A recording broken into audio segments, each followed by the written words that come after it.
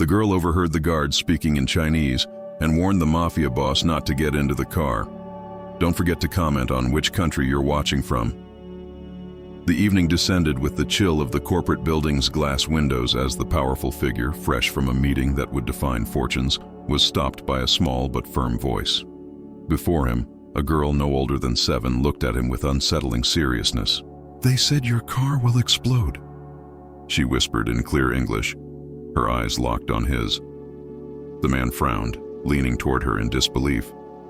Behind him, 4 of his personal guards chatted quietly, seemingly relaxed.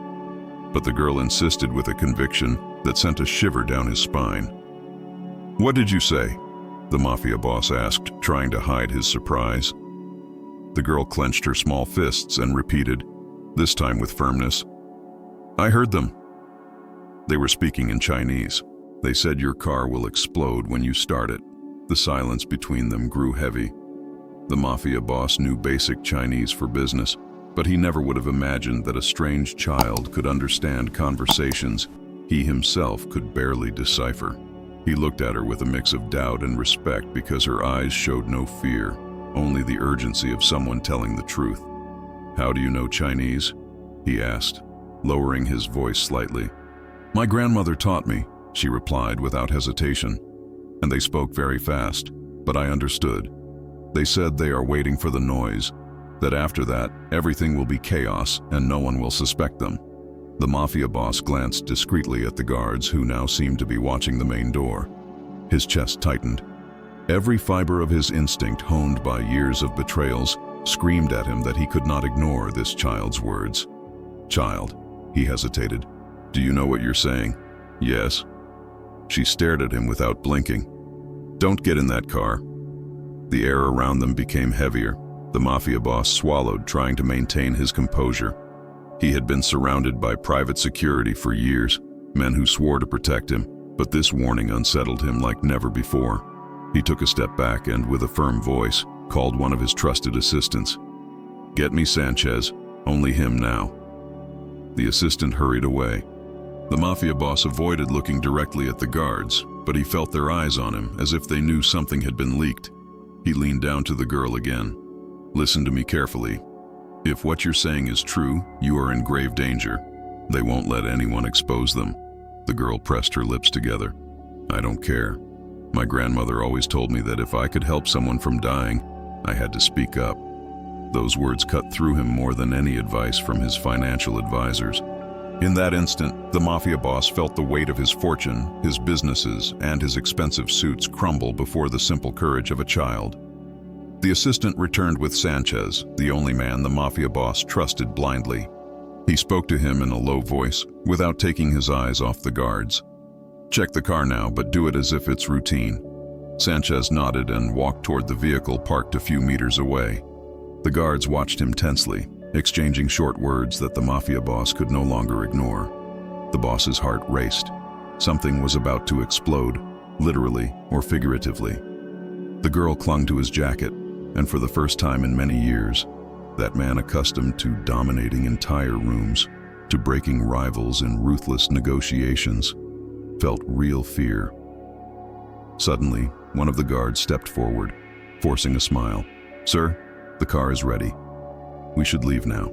It's not good to linger here." The Mafia boss took a deep breath. His gaze shifted between the girl who wouldn't let go of his jacket and the guards who were pressuring him. He couldn't confirm anything yet, but if he made one wrong move, it might be his last. And just then, Sanchez raised his hand from the car with an alarming gesture that only he understood. The tension became unbearable. The Mafia boss felt his throat close up. The guards turned sharply toward Sanchez, and the girl pulled on his arm desperately. Destiny was about to be decided. If you're enjoying the story, don't forget to like, subscribe, and comment on what you think. The guards started walking toward the car, trying to block the view. The Mafia boss understood immediately that something was confirmed. The air filled with electricity as if everyone knew the next move could cost them their lives. And as the girl watched him with wide open eyes, he knew there was no turning back. The first part ends here. With the echo of an uncomfortable truth, someone within his own security wanted him gone, and the only person who had warned him was a child, The Mafia boss didn't look away from the guards approaching the car. His breathing was slow, measured, but inside, his heart was pounding violently. The girl, still holding his jacket, was trembling, though her eyes reflected the same firmness as when she first warned him. Sanchez raised his voice, loud and clear for everyone to hear. "Sir, don't come near. There's a device in the engine." The silence shattered. The guards looked at each other and one of them stepped forward, trying to smile. "It must be a mistake, boss. We checked everything." The Mafia boss faced him with a harshness he hadn't used in years. "Then explain to me why Sanchez, the only man I trust, is telling me the opposite." The tension was unbearable. The girl was breathing heavily, and in that moment, the Mafia boss realized this little one had saved his life. His own guards had planned his end. Suddenly, one of them tried to reach into his jacket, but the Mafia boss raised his hand. "Don't even try it. Your game ends here." Around them, the building's security had started to notice the strange situation.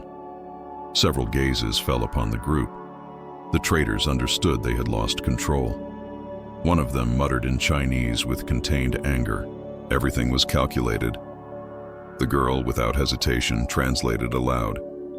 "He says it doesn't matter, that sooner or later someone will get you." The Mafia boss looked at her with a mix of astonishment and respect. This child had become his only ally in the midst of betrayal. "Maybe," he replied in a firm voice for all to hear. "But it won't be today." In seconds, internal security agents arrived and subdued the guards. There were struggles, insults in mixed languages, hateful stares, but they were finally handcuffed and taken away. The Mafia boss didn't move until he saw them disappear from sight. Only then did he crouch down to the girl's level with deep seriousness. "You saved my life. I will never forget what you did." She looked at him with a hint of shyness, as if for the first time she understood the magnitude of what had happened. "I just repeated what I heard. My grandmother says that staying silent about something bad is like helping it happen." The words struck him to his core. He had spent years surrounded by sycophants, self-interested advisors, and partners who were after his fortune.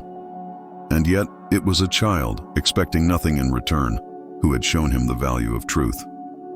"Your grandmother is wise," he said with a sincere smile, a rarity for him. "And so are you." A different car was quickly prepared. Before getting in, the Mafia boss took a moment to observe her. He knew this little one had changed not only his day, but the way he would see the world. "Listen, I want you to know that from today on, you won't be alone. I will make sure you receive everything you deserve: education, protection, and above all, that you never have to stay silent about what you know." The girl didn't answer immediately, but her eyes shone with a glint of relief. She finally nodded. The Mafia boss got into the vehicle, but before closing the door, he looked at her again. That image was seared into his memory. A girl in a green dress, standing firm as a rock in the face of adversity. As the car moved forward, he reflected in silence. His wealth, his businesses, his contacts, it could all vanish in seconds if he didn't learn to recognize the truth, even if it came from the most unexpected voice. And there, with the city noise in the background, he understood the most powerful lesson he had ever received. Courage does not depend on age or power, but on the ability to speak when others are silent. He never knew if this conspiracy was part of something bigger, but he understood that his destiny had been changed by the intervention of someone as small as a child. Life had shown him that fortune can be bought, but true loyalty appears where it is least expected. Moved, he closed his eyes for a moment and thought, "I will never underestimate the voice of the innocent, because sometimes they see what we adults refuse to accept." The echo of that lesson would stay with him forever. And as the girl returned to her grandmother that evening, neither of them knew that the whole world would one day stop to listen to her story. You never know who might save you or where the truth will come from. But when it appears, you can only honor it and remember it forever.